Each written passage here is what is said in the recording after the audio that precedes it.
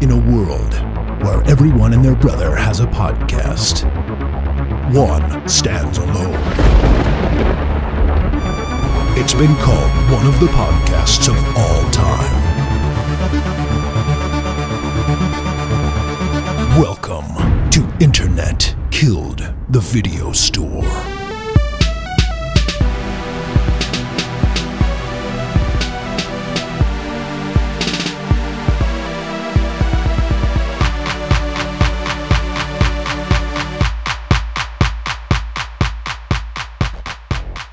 How's the doctor? Are you okay? They just gave me steroids. Yeah. They love handing out steroids. That's all it was. I always thought it was weird when, like, my parents would come home from the doctor and they're like, they don't know anything. And I'm like, they're a doctor. Of course they know. Like, and now it makes sense, doesn't it? Now that I'm older than the doctor, I'm like, that fucking kid doesn't know anything. I think it's just the age thing. I don't know, man. Even the ones that are older, like, I went in there, they looked at my rash for like 10 seconds, didn't really ask much about it. Yeah. Like, oh, that can just be from, like, being in the sun for a little. I'm like, what do you mean from being in this? This is the first time this has happened. You're just like 30 years old and don't know how to react to a sunburn? Like, what? Dude, I just got off a cruise with no rash. Right. I don't understand. But she said that was an allergic reaction and not a rash. So I don't know the difference. Yeah, I don't know the difference. One is, I don't know, dude. I don't. They both seem like reactions to a foreign body, a foreign irritant. Yeah, right? I don't understand. So your parents are fucking right. They don't know anything. No, I went in the other day and they're like, well, what's wrong? I was like, I don't know. Like, I had this super sharp pain in my chest and, like, stomach's been kind of laggy, haven't had an appetite, kind of tired. I'm like, well, I don't know. Like, it does feel like your stomach's kind of stiff here. Maybe you're just a little bit constipated. And I was like, well, is that the medicinal way of telling me you think I'm full of shit? You think I'm making this up? I mean, honestly, I'd rather them tell me that than, like, give me some fucking medicine after telling me I've been in the sun for too long.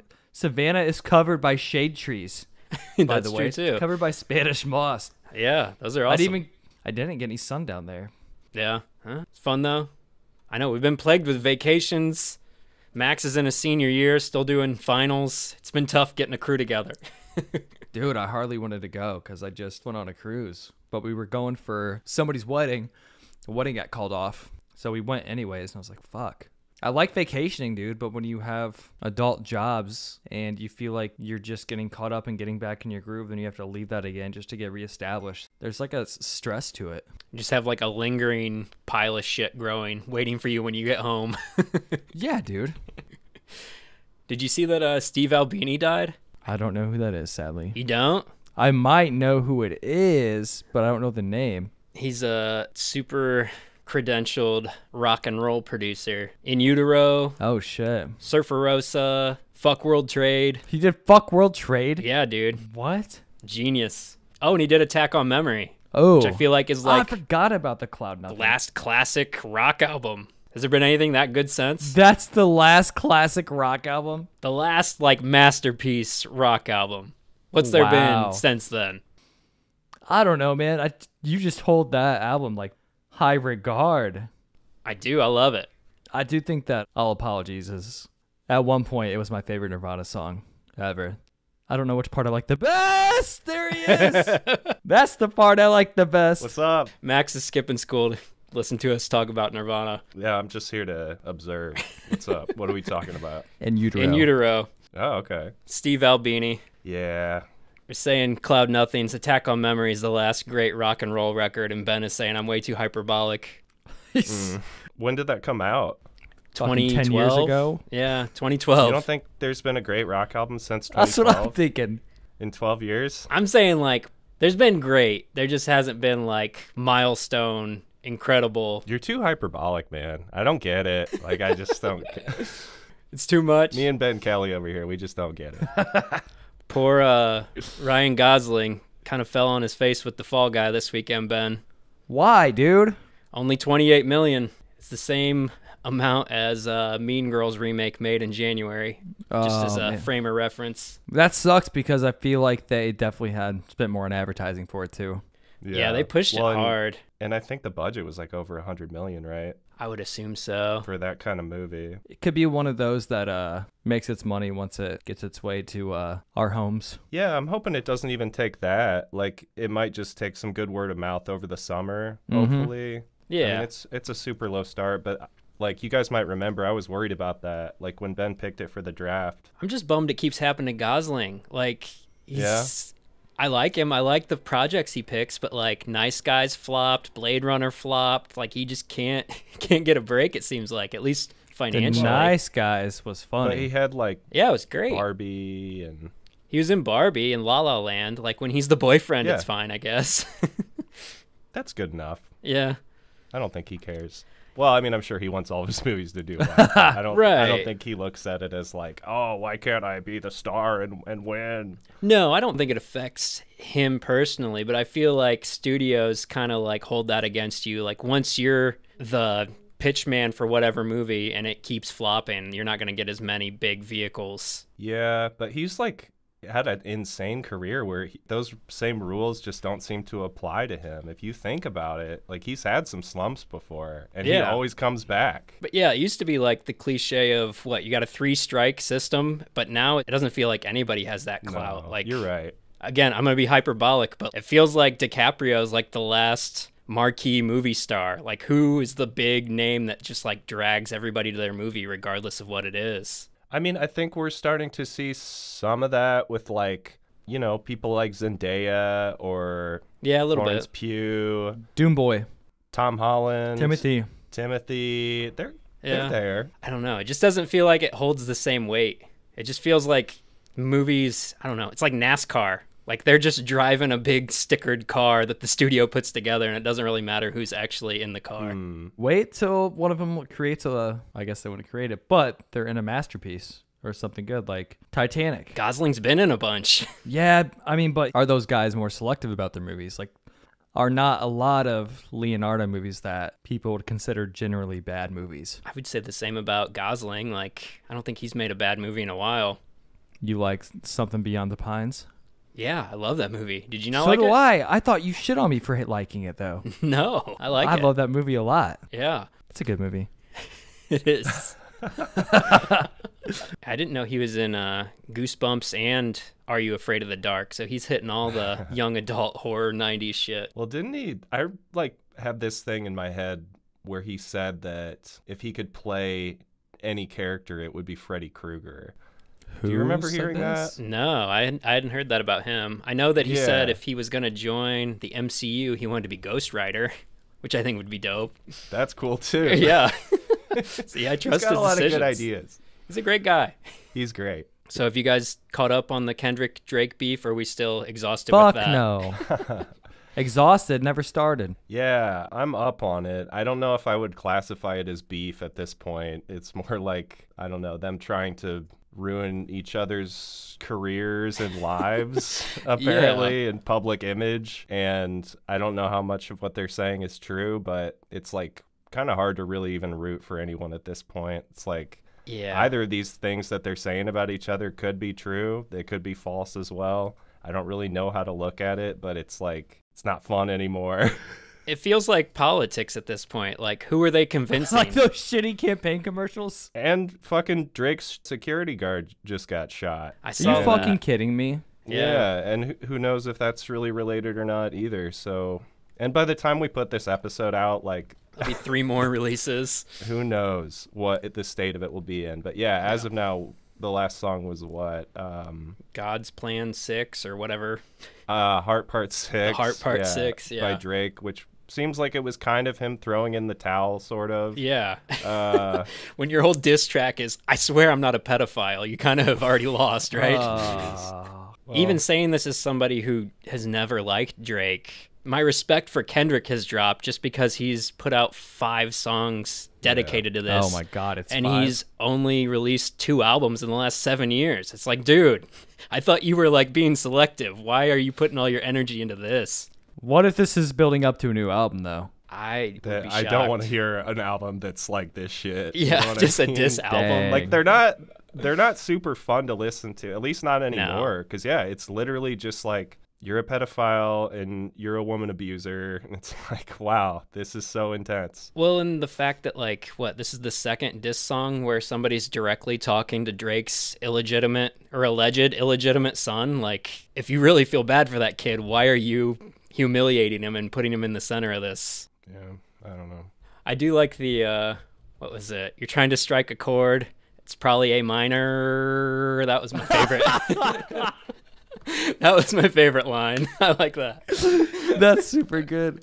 I need to listen. Watch, I'm going to love him. I'm going to listen to him and I'm going to love him. Right. Come back on here next episode. That's all I want to talk about. Is J. Cole the winner in all this just because he bowed out before it got this bad? It's kind of looking like it. Yeah. But I don't know.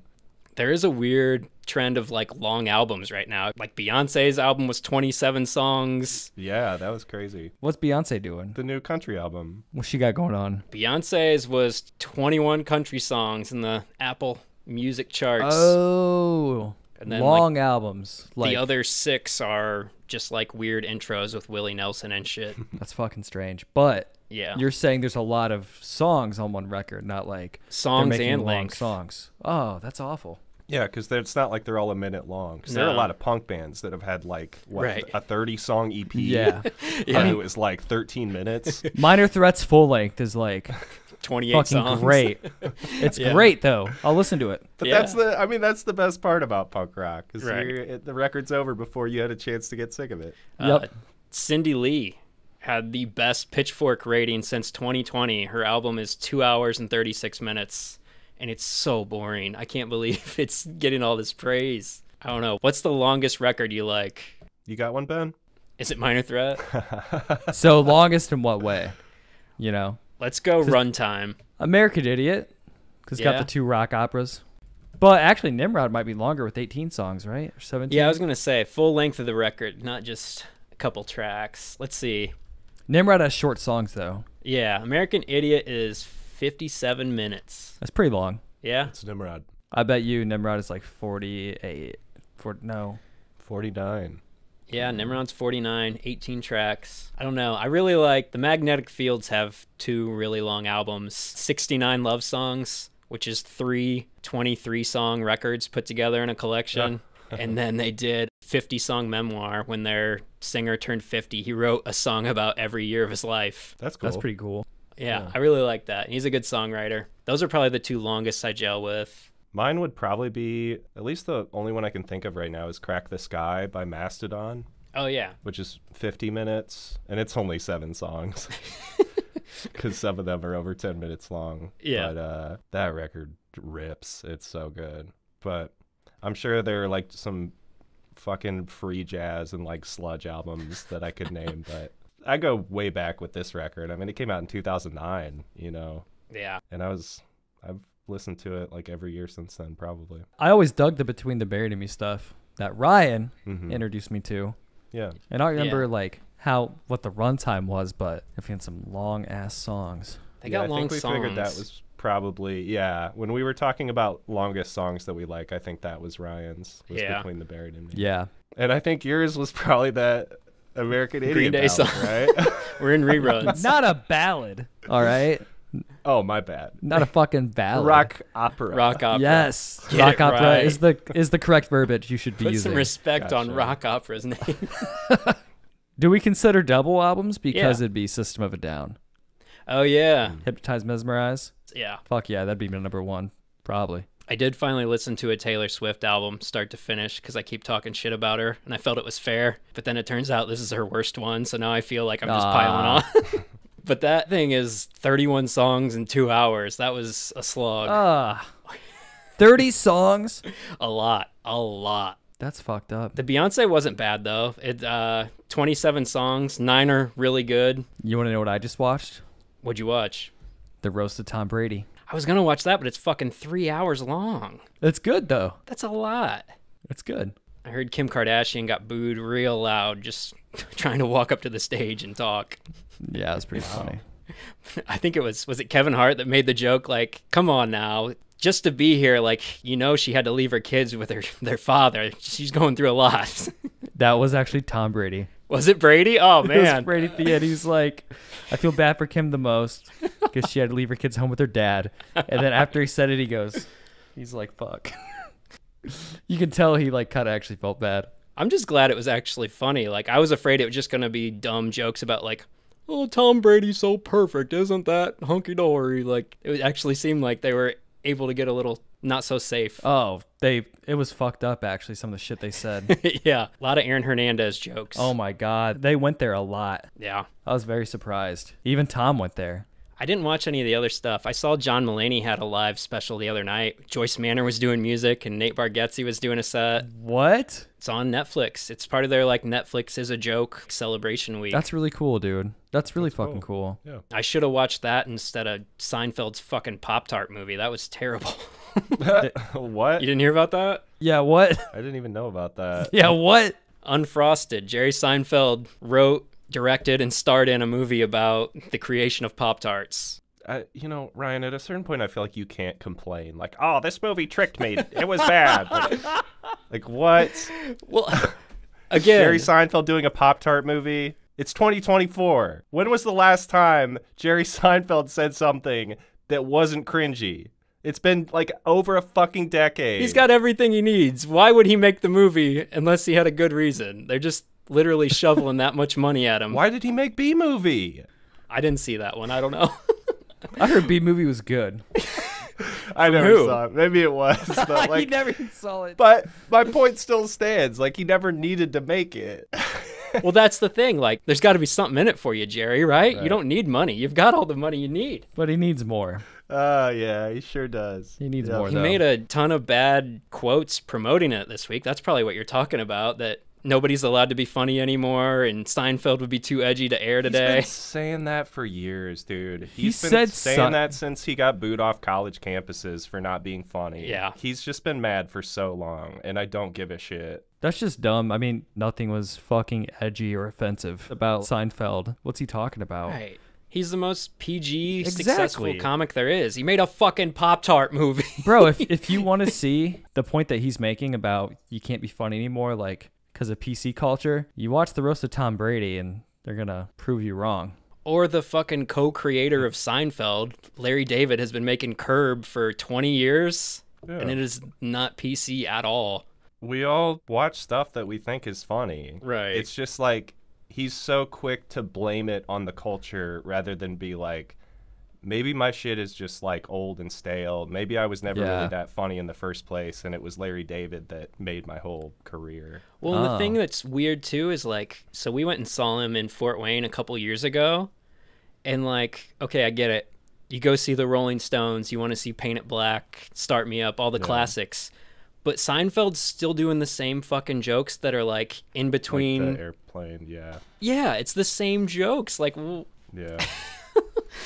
30 years old. I don't understand. I just, like, whenever me and my friends watched Seinfeld, it was always just understood between us that none of us thought Jerry was funny. He's the least talented person on the show, right? Yeah, everyone knows that, right? Like, Right. that's just him opening the show with his stand-up is always the worst part. It's like, Skip credits. get to Skip intro. credits, right? Skip intro. There's some that weren't that bad. No, I'm sure he Yeah. had some good bits, but just in general, Yeah. Did you watch the Curb finale?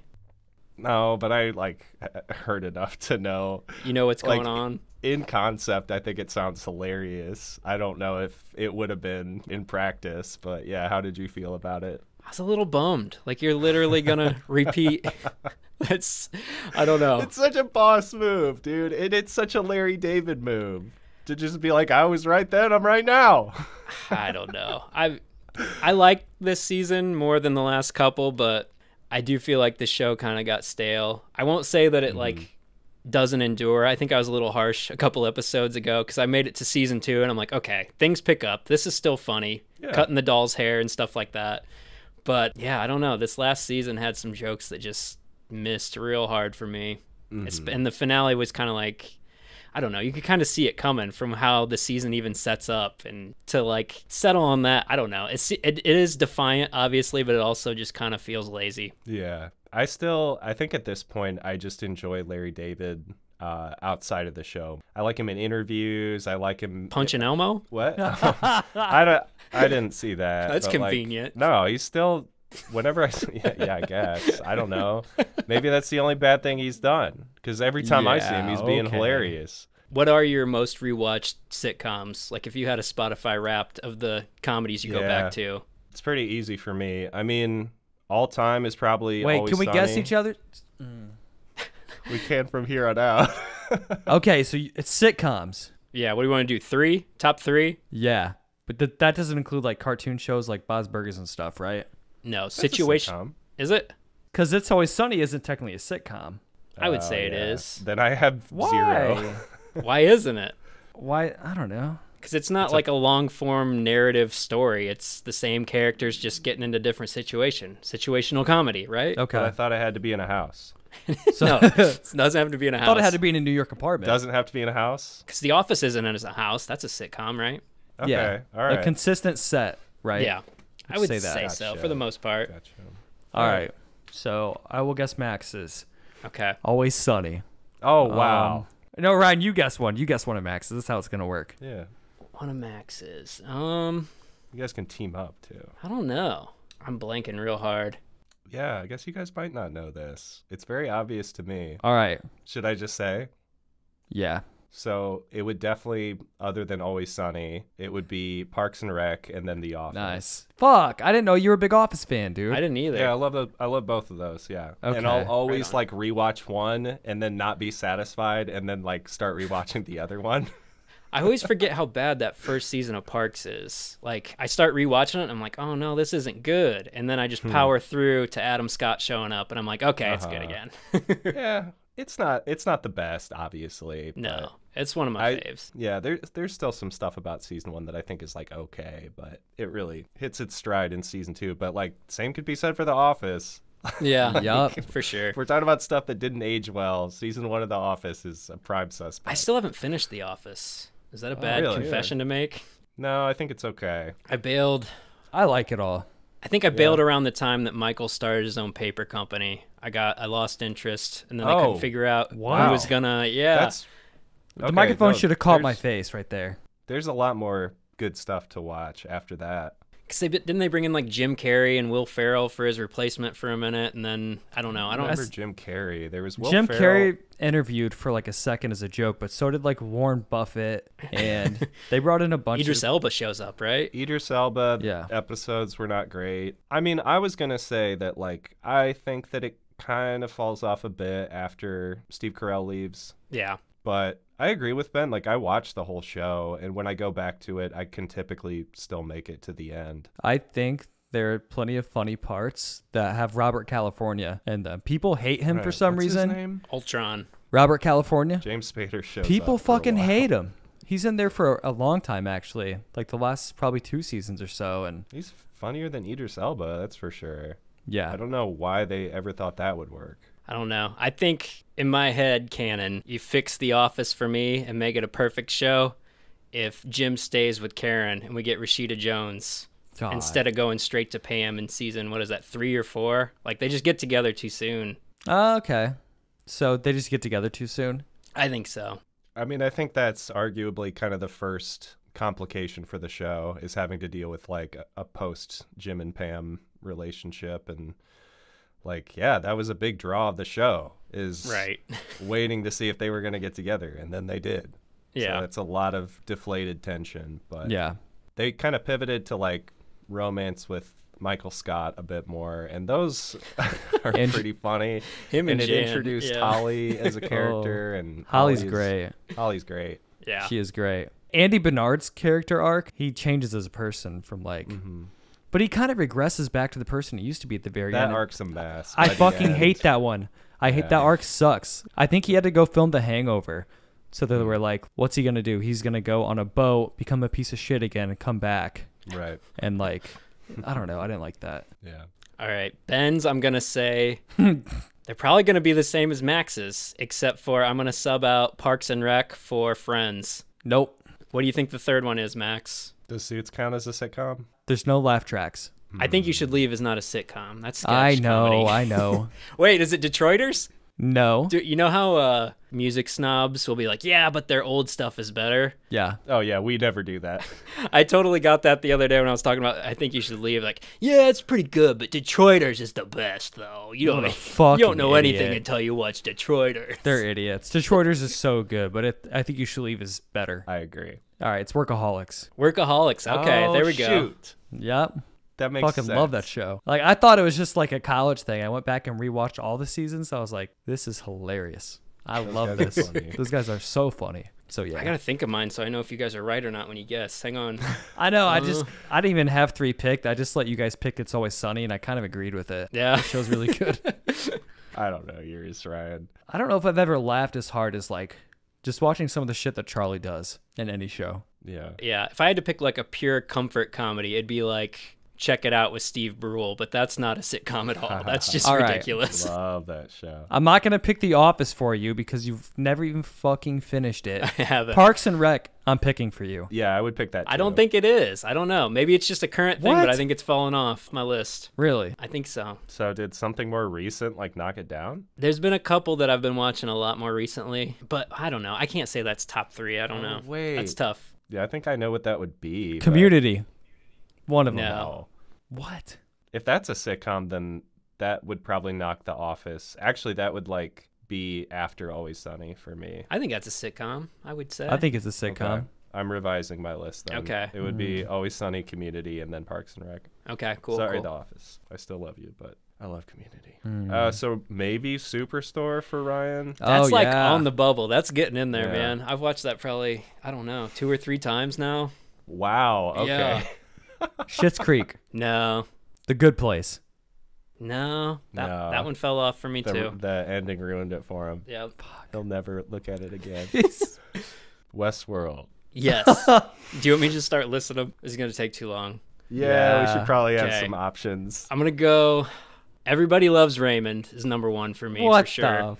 Oh, cool. the fuck? I like that I show. love Everybody Loves Raymond. Seinfeld. Yeah, Seinfeld's in the mix somewhere. Oh, sure. And Yeah. then more recently, we've been watching Modern Family a lot. I really love that show. Even That's a though good show. That's another one that I like missed completely. I don't know why. Yeah, Yeah. I didn't watch it when it was on, but like we binged through it, and pretty soon after we watched it, like I'm okay if we want to just put this on again while we fall asleep, because this Yeah. the characters are all so good, and just having the dynamic of like the 3 families instead of being stuck with just 4 people, Yeah. I think balances it out really well. Makes for good repeat watches. Phil's the best goober dad. Like, I love his character. Oh, He's yeah. so good. Every time I see it, I'm still in disbelief that the mom from Modern Family is Happy Gilmore's girlfriend. Like, that does not compute in my mind at Weird. all. Did you guys listen to any other new music or watch any movies? There's a lot of good movies. I'm pretty behind on movies. Been watching some shows, some new music. You got any movies to mention? Monkey Man with Dev Patel is fucking awesome. Oh, cool. I really enjoyed that. And Love Lies Bleeding, I think right now is like my front runner for movie of the year. Oh, wow. I really enjoyed that. Wasn't really too like I've heard the name, but Yeah, the way they promoted it just made it seem like, okay, Kristen Stewart really wants to be in her underwear in a lesbian movie, but like it's so much better than that. It's the trailer seemed like they're hiding some shit. So yeah, it's I've got been a a little very suspicious. dark, small town crime, like Coen Brothers vibe Cool. with some weird body horror. Yeah, like this is what I thought Okay. Drive Away Dolls was gonna be, and like this outdid that. That's awesome. It was incredible. Yeah, movies just haven't been the format that's been working for me recently. Did you end up watching the 3 Body Problem?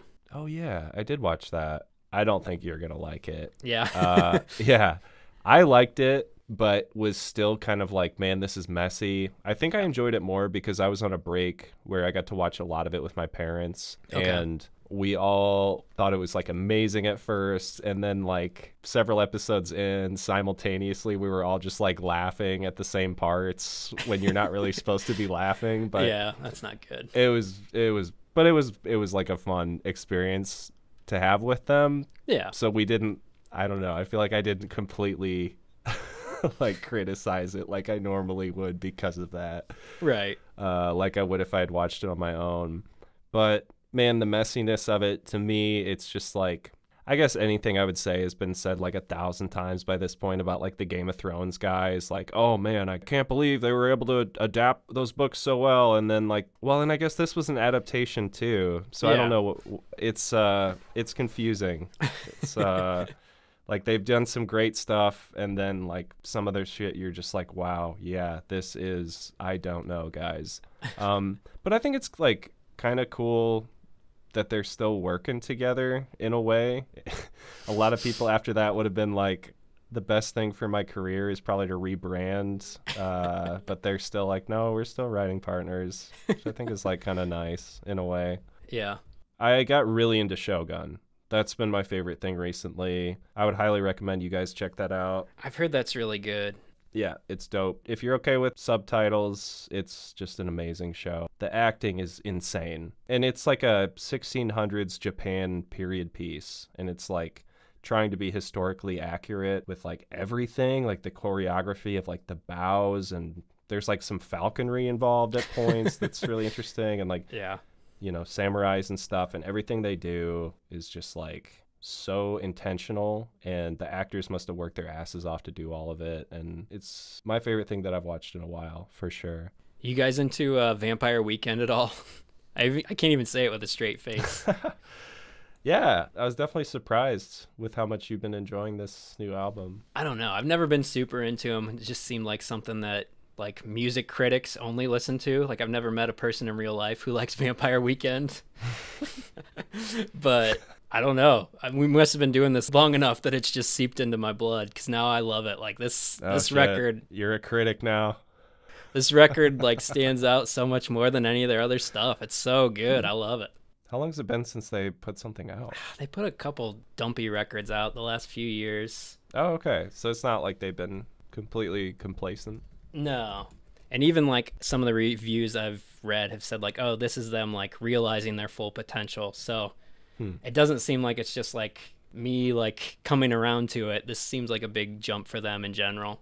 Nice. So yeah, I really love it. Full of Hell's new record's really good. Probably the best heavy record I've listened to this year. That's dope. Have you ever heard of the band Locrian?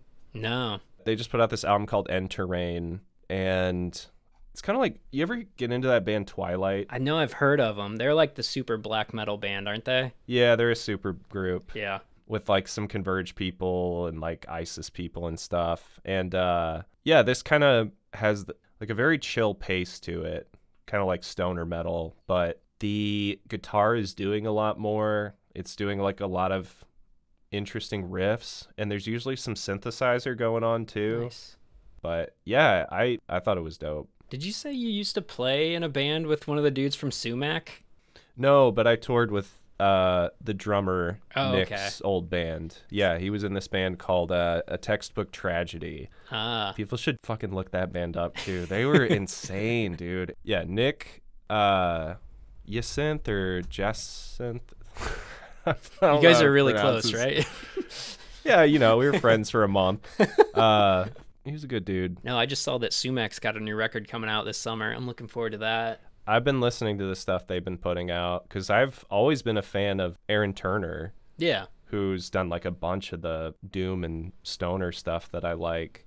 And yeah, it was insane because I was just like, one day, what's Aaron Turner doing now? Oh yeah, here's his new band Sumac. And then I'm looking at a picture of him and I'm like, is that Nick? So yeah, Nick's one of the best drummers I've ever seen. Really? Like, nice. yeah, honestly, I can say that. He's fucking crazy. And he's only gotten better. Like the stuff that they're doing with Sumac, it's like some real highbrow shit. Oh yeah. Another album that I want to mention that I've been really into is this artist called Jalen. They're an electronic artist from Gary, Indiana. Oh, nice. And they make all their stuff in FL Studio. Like, they've been working for a long time. Basically, same thing as a lot of my friends. Like, got a cracked version of FL Studio when they were like 12 years old. Yeah, yeah. And still using it, because why not? You know? But they're working with like Philip Glass now, who's like a big minimalist composer. I don't know if you guys know Philip Glass, but yeah, he's dope as fuck. Yeah, I've been getting into the more electronic stuff, more instrumental electronic again recently. I haven't found any electronic this year. I think probably My favorite so far has been that John Carpenter record that just came out. Hell yeah.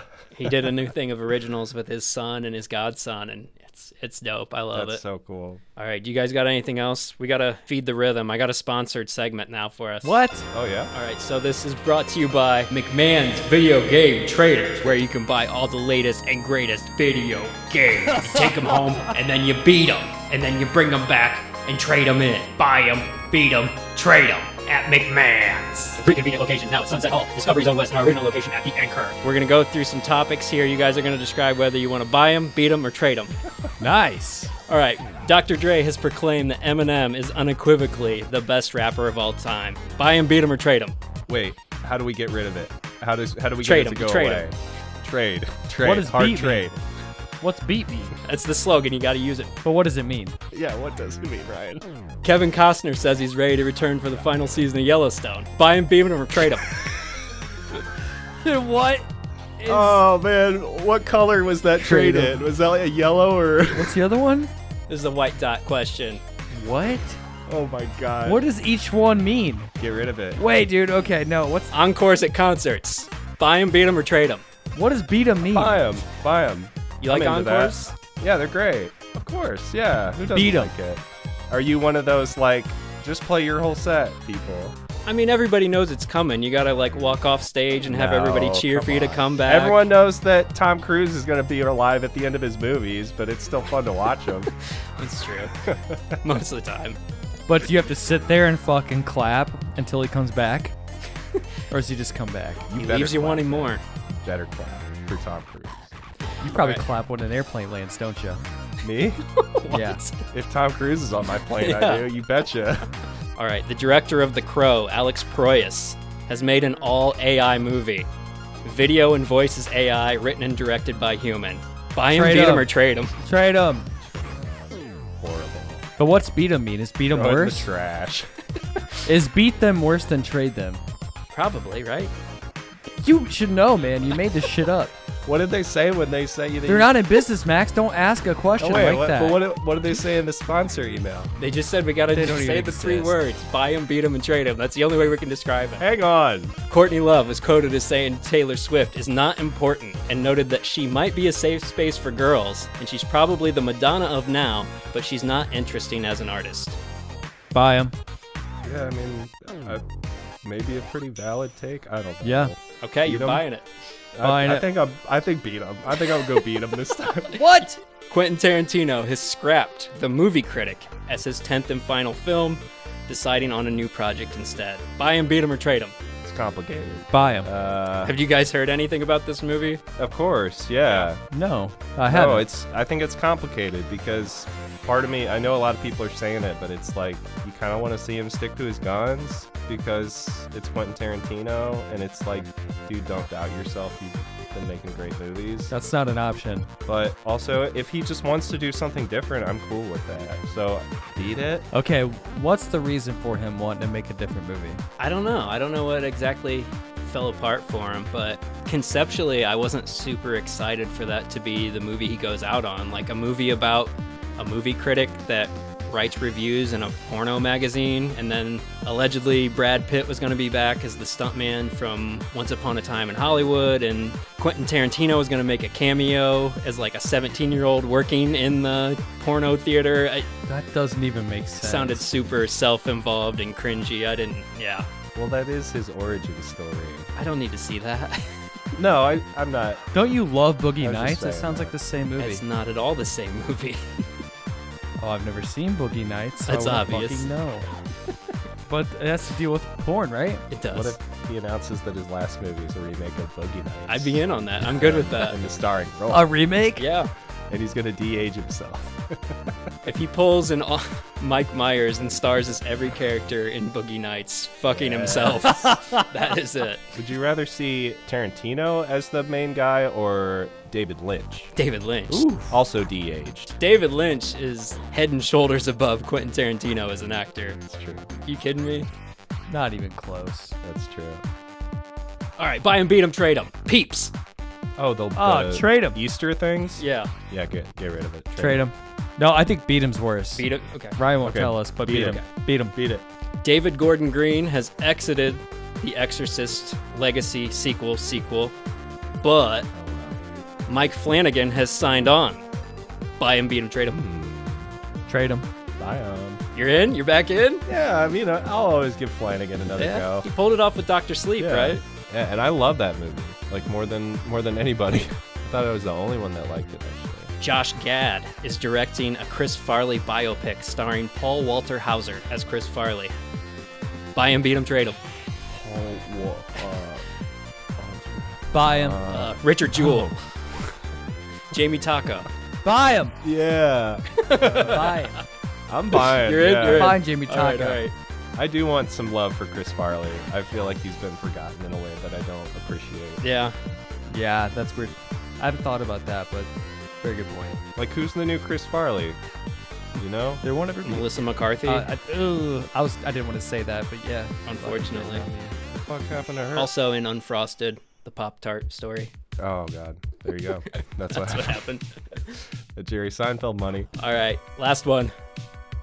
1.21% of movies from the 2010s have sex scenes. Are sex scenes in movies necessary? Buy 'em, beat 'em, trade 'em. I am, dude.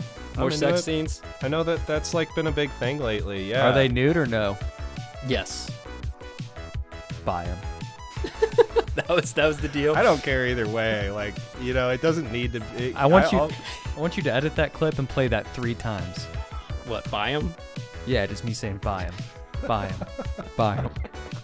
Okay. How much of that wine have you Not an awful lot. Not enough. I think it'd be funny and like kind of creepy. Yeah. I Okay. like it. Just put some reverb on. That's what I was Or picturing, like dude. delay. Yeah. Like echo. Buy him. Buy him. Buy him. Yeah, and pitch his voice down a bit. Yeah. All right, do you guys got any recommendations before we get out of here? We got one more sponsored segment I got to get to. The Unwrappening, brought to you by Midwest Canadian Federal Credit Union. It's not a thing. Promo code Jettingham, bypass the registration fees. Shut the fuck up. Jettingham is not the code. Federal Credit Union. All right, hold on. Ryan, for you. Buy him, beat him, trade him. NBA playoffs this year. Yeah, What about the T-Wolves being up on the fucking Nuggets? I don't really watch that much. Dude! Have you seen that Despicable Me 4 commercial yet with Jokic as Gru? Yeah, dude. I love that shit. He's such a weirdo. Anthony Edwards, man. Have you seen there are theories out there that he's one of Michael Jordan's illegitimate kids? Now we're going back to the Drake thing. I don't want to talk about any more illegitimate kids today. He plays just like MJ, dude. I mean, so did Kobe. He plays a lot like Kobe too. He has that you know that fade that Kobe did, like in the Yeah. high post. Yeah, he's got that in the bag.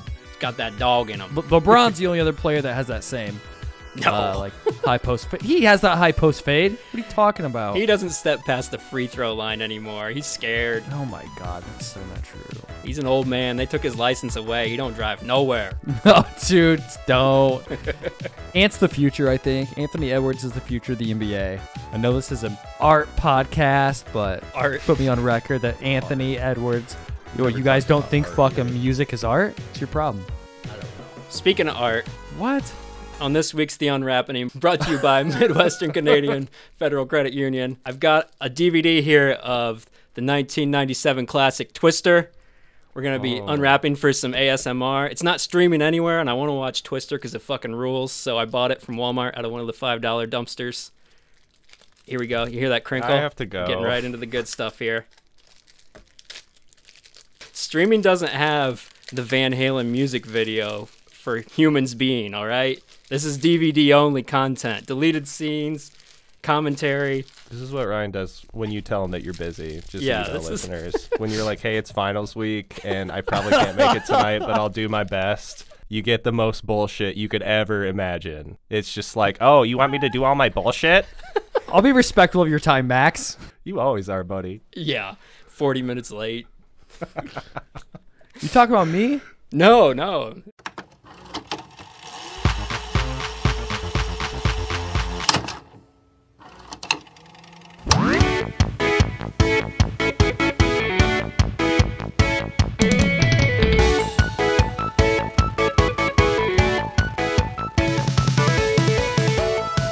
How's it going? I'm good. How are you? Not too bad. Excited to have you on the show today. We got Brad Peyton, director of Atlas, out May 24th on Netflix. What inspired you to tell this story? Well, I've always wanted to do a sci-fi movie, like hard sci-fi, so space, robots, explosions. That's the stuff I grew up on, it's the stuff I love. I have touched on it a little bit with Rampage, but that was to me more like a monster or a creature film. Yeah. This is more of a true sci-fi movie. And, you know, growing up as just like a fan of Spielberg and Lucas and Cameron and all of those, and Ridley Scott, and like just loving those movies more than anything else, I leaned into this massive opportunity to go tell an original epic sci-fi adventure film because I've just always wanted to do it. Awesome. Yeah. Well, you've got Jennifer Lopez starring in her first sci-fi movie since maybe The Cell, I think. Yep. But there's a rich history of female-driven sci-fi characters. What characteristics in Jennifer led you to casting her in the title role? I mean, a lot. Like, I knew that this was going to be very challenging for whoever took on Atlas because there was going to be a section of this movie where she was going to be in a mech suit by herself, acting opposite nobody, Yeah. but a disembodied voice, which ended up being Greg, and he did a great job. But to me, when her name came up, I thought this was a perfect marriage because this is someone who is an experienced dancer, singer, who's used to commanding stadiums, you know, by herself as the lead singer with her background dancers, but she's the driving force.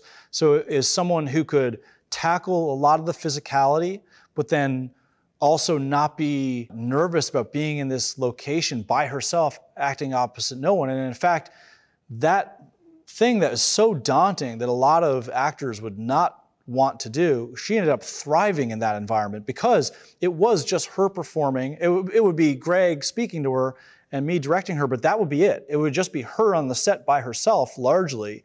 And so that really rang true as a possible great match. And then the two elements or attributes of her that she's most known for that I thought could work with Atlas was everyone knows she has an insane work ethic. Mm-hmm. She's just a really, really hard worker. I don't think you get to where you are unless you have that work ethic.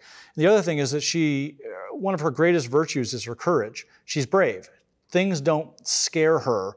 Like if you came to me and said, hey, we want you to perform in this for 7 weeks by yourself and we're going to record it and show everybody, I'd be like, yeah, no, that's not. And she's the opposite. She's just like, yes, I can do that. And you're like, okay, great.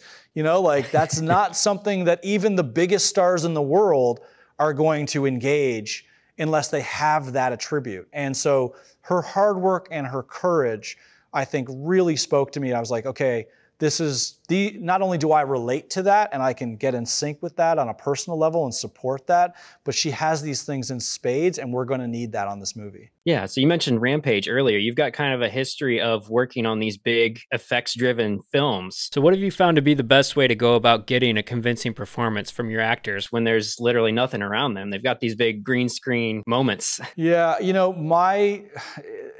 so my basic approach is to build as much of the ride as possible, which is something that I learned on San Andreas, which is, you know, if she's going to be in a mech suit and it's going to be walking or it's going to be running, we're going to have to build a mech suit, put it on a thing that makes it feel like it's running so she understands it. And if there's explosions going off, we're going to bring those explosions right up close to the cameras, right by her. So when they go off, she's like, oh my God, that's hot. And so that you're getting real, genuine reactions, you know? Because at the end of the day, it's like you want to support their imaginations as much as possible with what you're imagining. And so it is a build the ride and put the actors on it type of mentality. And that's largely my approach.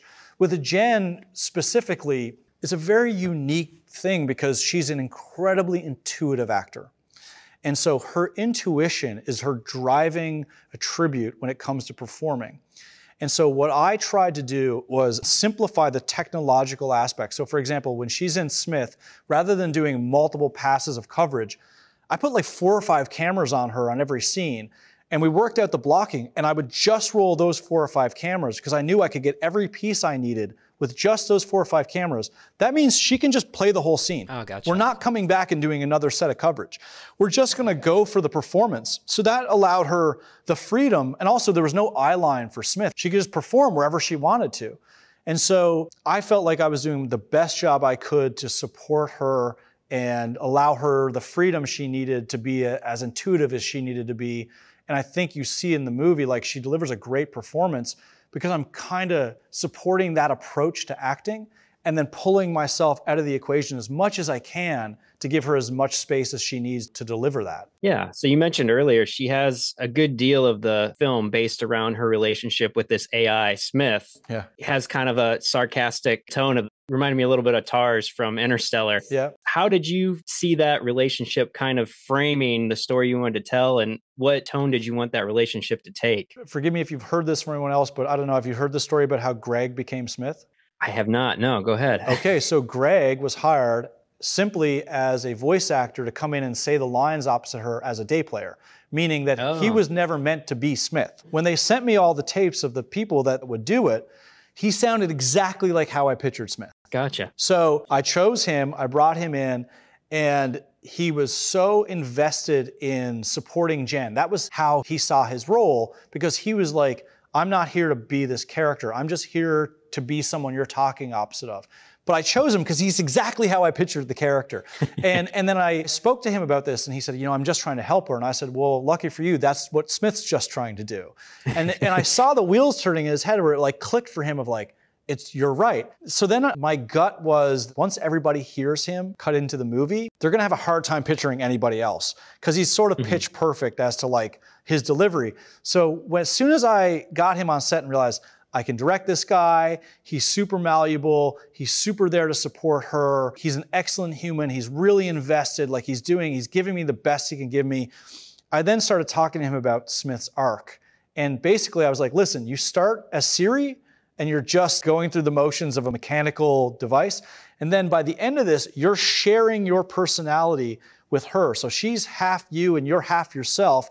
So by the end of this, you're Danny Glover and Mel Gibson in Lethal Weapon. You're like, shit. Like you got your superhero lines. She's got her superhero lines. Like you're equal parts. So in a lot of ways, it was like this classic, almost like buddy cop movie in the middle of the movie. Yeah. And I love that. I was like, this is really fun.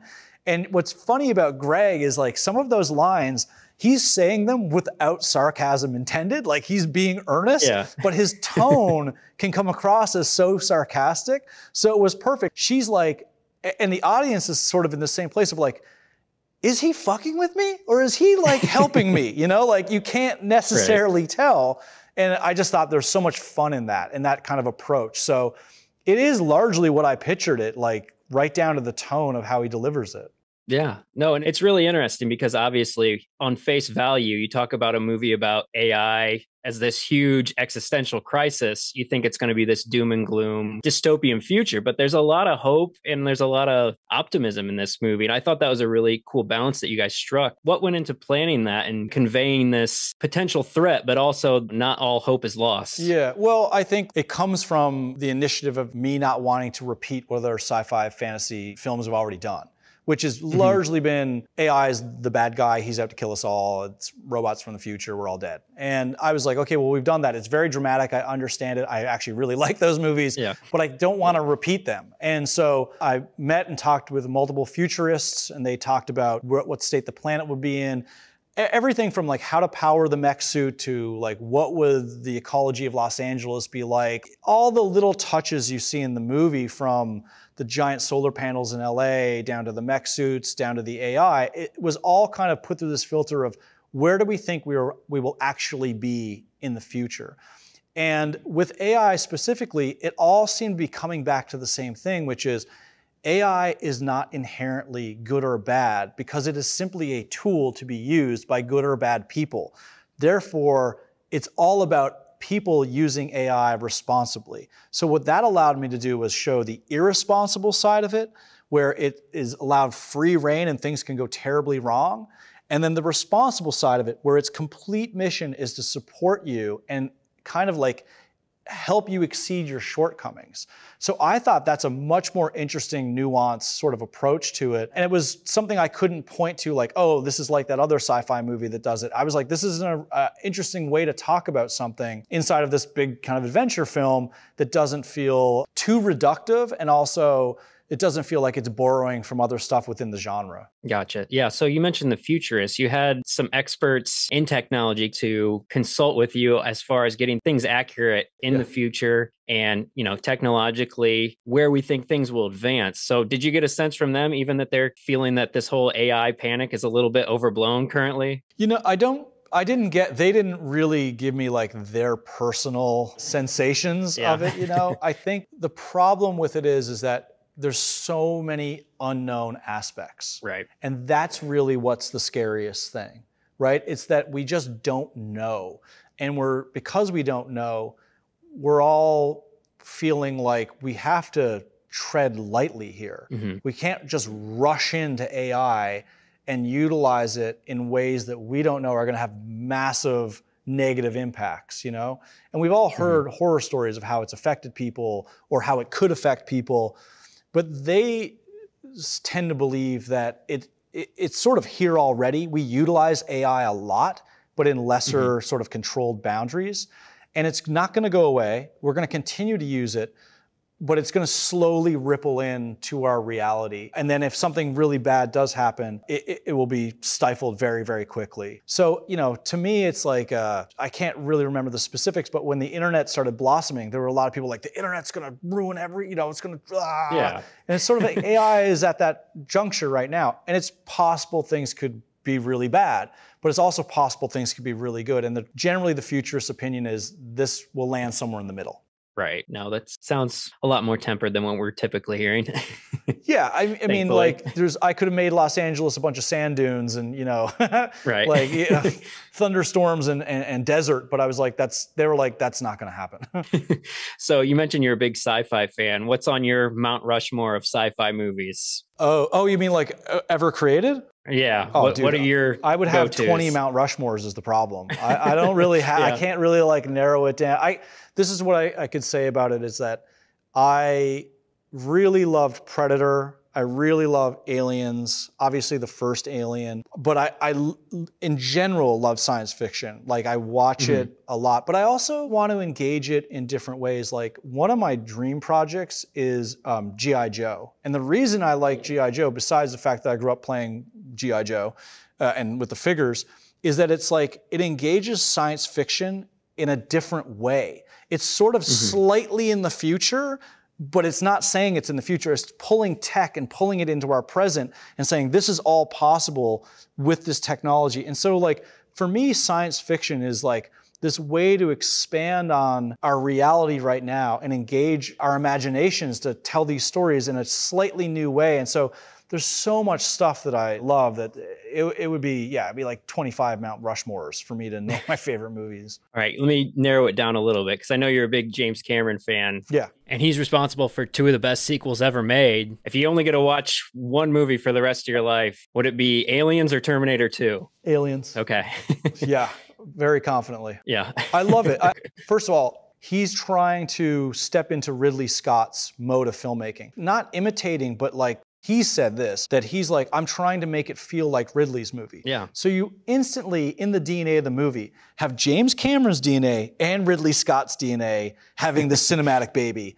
And then on top of that, in the first movie, they had like flamethrowers, and he's like, flamethrowers? Let's just give them like a full arsenal. And you're like, okay, this is next level. There's just so many great touches in Aliens that it would be Aliens in a heartbeat.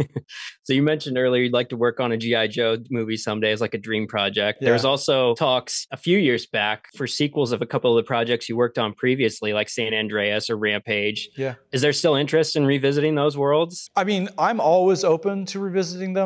There was a script for San Andreas 2. I never made either of those movies with the intention of a sequel. I don't really make movies with the intention of a sequel. I just put everything I have into them. But you never say never. You never know like what's going to come up and how it's going to happen. For me, the most important thing is even if I made a sequel, I cannot repeat myself. I felt in the past that there are moments where I was on projects where I felt, this isn't pushing me or or the people around me to a new, exciting, dangerous, nerve-wracking place of innovation. And so for me, I didn't want to ever feel that again. That's what drove me to do Atlas. I was like, I need to find something that's completely out of the normal for me and feel completely unique to what's out in cinemas now. And so I just have to continue doing that. That's why like the movies I think about doing are films where I'm like, I would be up for a really big IP challenge or a team building movie or something that I've just never done before, So I'm just very aware that I just don't want to, even if I did a sequel, I would never say yes if it felt repetitious to what I've already done. Gotcha.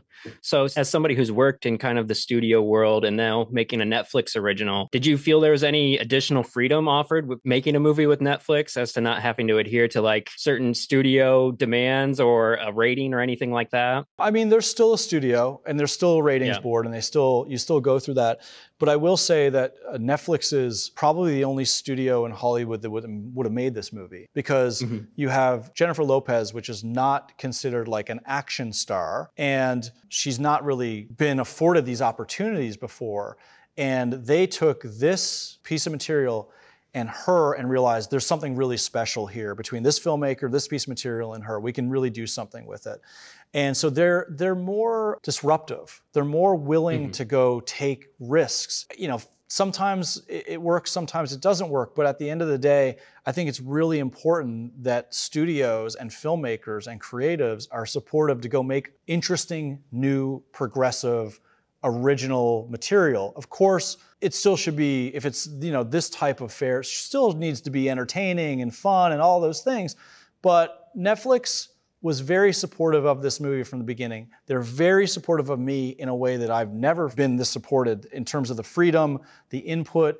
I mean, even down to the marketing, they really take what the filmmaker has to say very seriously. And I think they realize, like, I'm not a marketing genius, but I know my movie better than probably anyone else. And so if you show me something that I don't think represents the film, and I'm like, this doesn't feel right to me, they listen. And a lot of places are not like that. So I've loved the experience. At the end of the day, the coolest thing about the people at Netflix that I've worked with is that they're real fans of movies. Yeah. They love movies. And you can tell when you're working with an executive and they love a movie. They loved my movie. They're the people that I see at like screenings of Alien. They love movies, And that's not always the case. And so I have found that Netflix in that environment is very filmmaker centric. And again, like, they don't have to be necessarily that way. These are big, expensive, complicated movies, but you never feel that they don't love the film. They're there to back you. They love the movie. They're very open to exploring any idea you have. So it is a lot of freedom. And again, I think at the end of the day, it just feels really good to work with people that are also cinema lovers. They're in it because the same reason you're in it. You want to make something awesome, So it's different and similar, but I think a little more filmmaker centric. Well, that's awesome. Yeah, that passion and excitement definitely comes through in the movie. It was a lot of fun. Atlas is out May 24th, Memorial Day weekend. I want to thank you so much for joining us. Awesome. Yeah, thanks for having me. Is there anything else you want to leave us before we get you out of here? I'm trying to build hashtag double thumbs up so that when you watch the movie, because I don't understand the algorithm, but apparently the algorithm really cares that if you double thumbs up the movie. So it's really important for people to watch the movie. Maybe if they're, they watch the movie and they're like, wow, this movie was great. I don't know. Maybe when you go to do your chores, just hit play again. Double thumbs up it, hit play again. That's 2 viewings. Thank you, everybody who does that. So the algorithm can be happy. And, maybe we get to make a sequel then. Hell yeah. Awesome. Well, thanks so much, man. I appreciate it. I appreciate you too, man. Take care.